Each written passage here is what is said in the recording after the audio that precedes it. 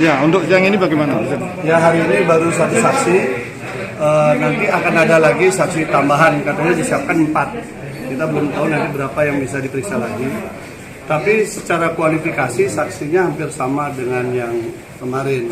Artinya dia tidak melihat, mendengar, dan mengalami langsung peristiwa yang didakwakan. Jadi kembali satu saksinya adalah testimonium de auditu. Artinya sebuah saksi yang secara KUHP itu tidak punya nilai sebenarnya. Karena apa? Karena dia tidak melihat apa yang didakwakan oleh JPU, tetapi dia mendengar dari cerita orang, gitu kan. Jadi udah saya bolak-balik tanya, ya itulah faktanya. Jadi saya kira kualifikasi saksi sebenarnya hari ini semakin turun ya, semakin turun dan nggak tahu lagi nanti sisa saksi yang lain seperti apa. Artinya kan ada satu korban, 2 peristiwa. Nah, menjelaskan 2 peristiwa ini sampai sekarang belum ada yang valid, yang sahih, yang bisa kita konfrontir. Akhirnya kami bantu. Jadi kami paksa memvisualkan lokasi yang diceritakan itu tadi. Jadi kami serahkan berupa video lengkap lokasi-lokasi yang disebutkan orang biar ada bayangan. Sekaligus juga sebenarnya kami menawarkan juga untuk ada PS dan sebagainya ya, pengusaha setempat. Tapi tampaknya mungkin dengan perpindahan ke Surabaya, majelis hakim berpikirlah. Tetapi prinsipnya adalah kami ingin biar terbuka betul. Fotonya kami sampaikan, kemudian videonya kami sampaikan, lokasi itu sehingga semua ada bayangan. Karena kami yakin JPU, majelis hakim itu tidak lihat lokasi, sehingga apapun yang diceritakan saksi tidak ada bayangan. Sehingga kami siapkan sekarang. Jadi kalau nanti ada saksi menjelaskan, tinggal diputar videonya yang mana maksudnya. Kami yang membantu malah. Untuk apa? Untuk biar jelas kasusnya, bahwa ini fakta atau fiksi. Sampai hari ini masih tetap novel fiksi yang menang daripada kisah nyata. Saksi hari ini yang diperiksa itu saksi yang mengaku korban atau dari? Enggak, saksi yang konon mendapat cerita dari korban. Jadi kan susah. Bukan yang melihat langsung ya, Pak? Bukan yang melihat langsung ya? Tidak melihat, tidak mengalami, tidak mendengar, hanya mendengar cerita. Kalau semua mendengar dengan cerita kan susah. Artinya bukan internal dari pesantren. Orang pesantren, tetapi peristiwa itu saya sudah bolak-balik tanya, ya dia tidak santriwati atau pengurus. Tapi yang dia ungkap adalah soal internal interview yang dia alami. Nah, internal interview yang dia alami, dia cerita bahwa dia diinterview di teras Gubuk Cokro 1, Gubuk Cokro Terapi namanya. Gitu. Beliau mengakui di sana. Hanya ada perbedaan dengan keterangan yang kemarin. Yang saksi kemarin mengatakan dia diwawancara sendiri, jadi sendiri, kurang lebih 10 menit. Nah, yang saksi barusan bilang mereka berdua, tapi tidak mendengar apa yang ditanyakan temannya. Walaupun berdekatan katanya dia nggak mendengar. Nah, ini ada perbedaan juga. Mungkin pembuat naskahnya kurang mengajari satu persatu biar pas gitu loh. Kan duduk bersatu dengan duduk berdua kan beda, dengan jarak berdekatan dan dilaksanakannya sama. Lokasi di teras Gubuk Terapi, waktunya kurang lebih 10-15 menit, hampir sama. Terdakwa juga mengatakan hal yang sama, hanya terdakwa mengatakan itu satu-satu dipanggil dan orang lain bisa lihat. Nah, ini diakui juga di gubuk itu, di teras, durasinya sama, hanya saksi yang hari ini mengatakan mereka berdua dengan saksi yang kemarin. Saksi kemarin mengatakan dia sendiri. Itu. Jadi mungkin itu ya. Mungkin ada indikasi saksi ini settingan semua ya? Kalau dilihat itu mungkin tampaknya cara menghafalnya mungkin kurang kuat ya. Itu maksudnya berdua itu dengan saksi kemarin, saksi korban Ya, yang saksi kemarin. Tadi saksi sama-sama statusnya.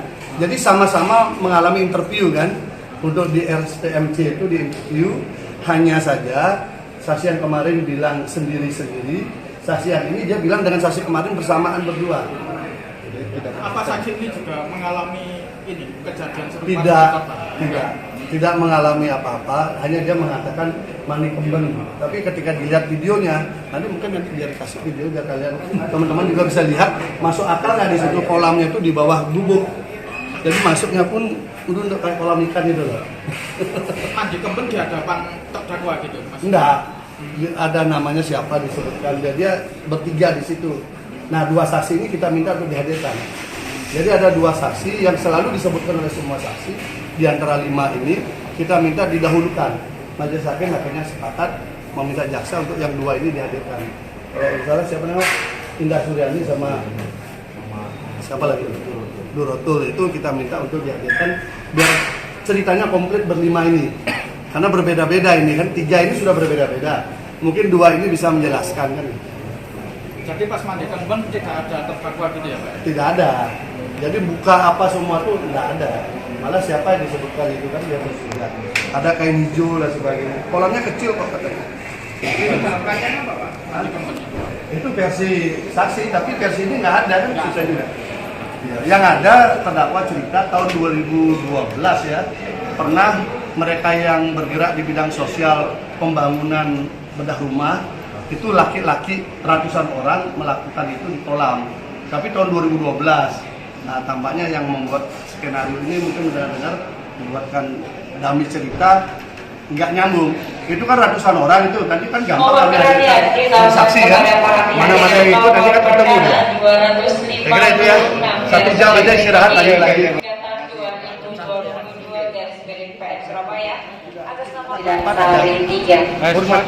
Semuanya 5. 5 berarti.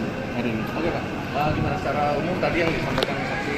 Ya ini saksi baru 1 diperiksa dan saksiannya hampir sama dengan yang kemarin. Jadi dia tidak mendengar, tidak melihat dan juga tidak mengalami peristiwa. Mohon perhatian diberitahukan kepada para pihak dengan nomor lebih pada perkara saksi dari keterangan saksi lain. Sehingga dengan demikian memang secara kualifikasi kuat belum memenuhi syarat. Sehingga ya memang saya tidak tahu, tapi mendengar cerita dan mendengar ceritanya pun setelah beberapa bulan kemudian. Kan susah jadi bukan saksi yang dimaknai dalam kuhap kan. Ya supaya tidak ada makna, hanya ada terungkap cerita tentang internal interview. Internal interview ini yang sama, bahwa dia diinterview di teras gubuk Cokro Terapi selama 10-15 menit dengan yang saksi kemarin. Jadi bukan di dalam, tapi di luar. Lamanya 10-15 menit, bukan jam-jaman. Oleh backingnya untuk menjadi terapis di LSMC ini. Nah, kemudian dari penjelasan itu juga terungkap dia tidak diapa-apakan. Hanya ada perbedaan keterangan saksi kemarin dengan sekarang. Mereka ini kan berdua mengaku di wawancara berdua. Yang satu, yang satu lagi mengaku berdua duduk bersamaan. Sudah saya tekankan bahwa yang kemarin itu bilang sendiri loh. Tetap dia ngotot, "Dak, saya berdua." Wah ini gimana kok? Padahal mereka berdua tapi isinya keterangannya beda. Yang sama adalah yang sama dengan terdakwa juga, sama-sama di teras, kemudian sama-sama durasi nggak lebih 10 menitan. Itu hampir sama. Hanya terdakwa bilang satu-satu. Yang saksi ini bilang mereka berdua. Kalau yang saksi kemarin bilang sendiri. Nah, itu aja. Jadi masih banyak belum klopnya. Kita belum nemu nih saksi yang betul-betul kuat, sahih untuk menjelaskan satu korban dengan 2 peristiwa. Belum kita dapat sampai sekarang. Ini santri langsung ya, santrinya tadi? Saksinya. Mantan santri? Sudah dewasa semua.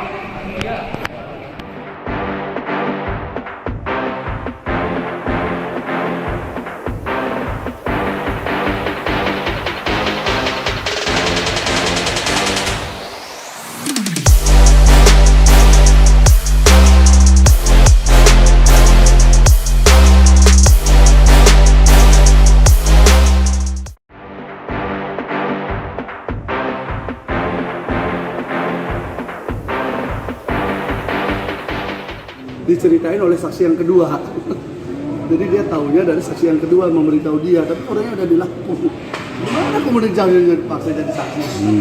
Bisa, ditolak kan? Kan haknya JPU, kan itu barangnya dari polisi. Dia dicari ke sana untuk di BAP. Jadi makin bingung juga kita. Saksinya itu, jadi saksi ini saya tanya. Ada nggak tahu? Enggak, jadi dia tahun 2015 dia sudah meninggal, kejadian kan 2017.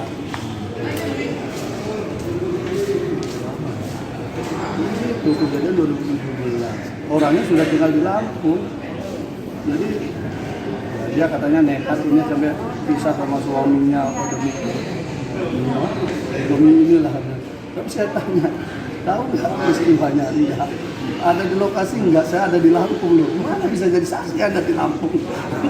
Jadi saksi peristiwa di Jombang. Dia diceritain oleh saksi yang kedua. Yang saksi yang kedua ini kan diceritain juga oleh saksi korban. Jadi layer ketiga. Ini seperti multi level lah ya. Iya, multi level informasi. Iya, betul. Nah, artinya kan pemaksaan jumlah saksi jadinya. Ya, pemaksaan jumlah Pemaksaan saksi. jumlah saksi menjadi biar kelihatan banyak.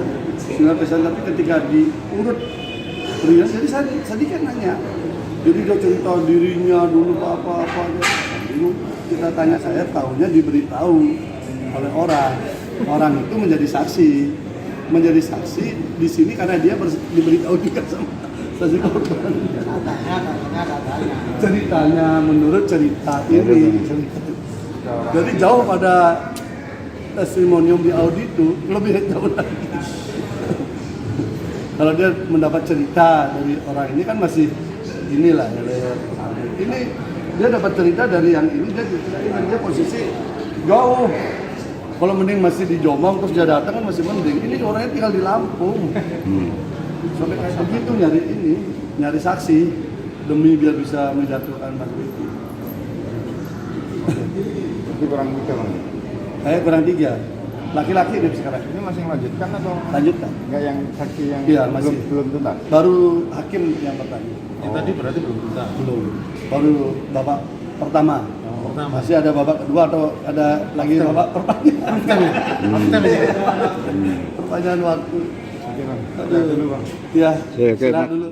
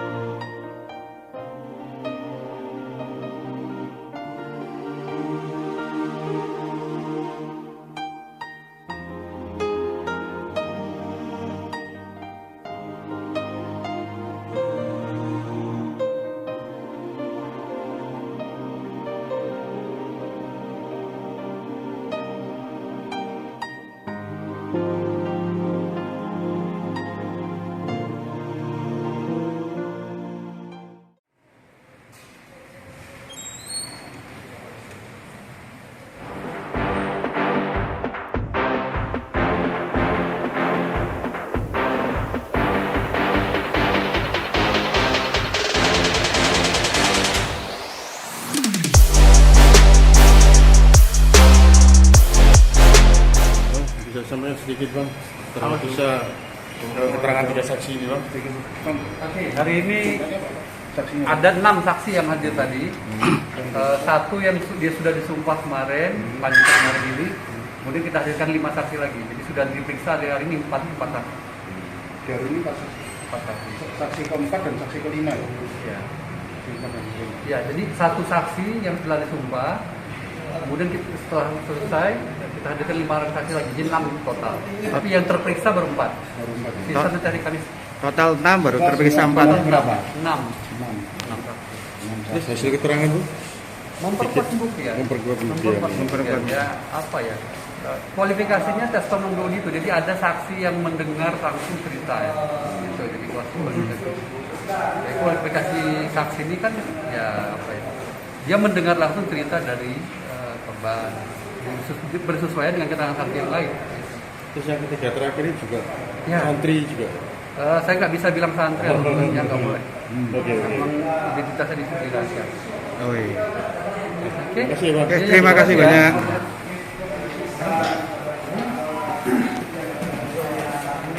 Dakwa yang ada kata sayang, yang ada kata rayuan-rayuan itu kita tunjukkan juga. Sama kita tunjukkan kiriman foto juga. Yang di WhatsApp itu. Ya di WhatsApp. Yang di WhatsApp itu. Ya di WhatsApp itu. Berarti nanti hanya menunjukkan untuk Salah satunya karena dibilang begini begitu ya kita tunjukkan bahwa yang ngaku korban ini sering lo ngechat, padahal itu bulan di mana tanggal dan bulan di mana korban itu bersama saksi. Versi saksi kami ceritakan akhir Mei sampai Juni itu bersama saksi korban ya. Saya tunjukkan ada nggak begini, bener nggak pernah ke Kudus dan sebagainya. Kan itu di chat ada. Baru datang dari Kudus ini sayang, macam-macam lah. Kata sayang, kata pokoknya inilah bagaimana orang mengirim orang yang senang, orang yang cinta itu loh. berarti ada dugaan itu pesan yang direkonstruksikan seakan-akan menjalin hubungan ya, padahal nggak ada. Enggak, memang ada, berarti kan dia mencoba mendekati Mas Beki. Tapi Mas Bekinya kan tidak merespon, bawahannya tuh responnya menolak gitu loh. Tapi dia tetap mencoba mendekati. Saya tunjukkan kepada saksi, tapi saksinya bilang nggak tahu itu gitu. Saksi yang terakhir jadi juga hotel juga ya? Oh, bukan. Bukan dari luar kota. Bisa disampaikan dulu inisialnya ketika Karena tertutup nggak enak saya, biar JPU aja. Inisial. Lebih baik JPU aja. Ya. Untuk percakapan itu kapan Pak? Kapan Itu antara Mei dan Juni. Mei Ketika dan Juni. peristiwa itu. Mei Jadi dan Juni. antara Mei Juni. Jadi ketika peristiwa yang didakwakan itu, saat itu masih ada dialog-dialog begitu. Tidak ada dialog-dialog, ya menunjukkan yang perempuan ini aktif untuk mendekati terdakwa gitu. Ya istilahnya mungkin ya, cinta tertolak, jadi laporan polisi. Hukum klien ini pada hukum transaksi gimana? Ya otomatis sampai sekarang kan belum ada saksi yang betul-betul memperkuat dakwaan. Jadi banyak saksi-saksi bercerita tentang cerita yang lain, tidak bercerita tentang dua peristiwa. Saya tetap patokannya dua peristiwa, tanggal 7 dan 8 Mei dan tanggal 18 Mei.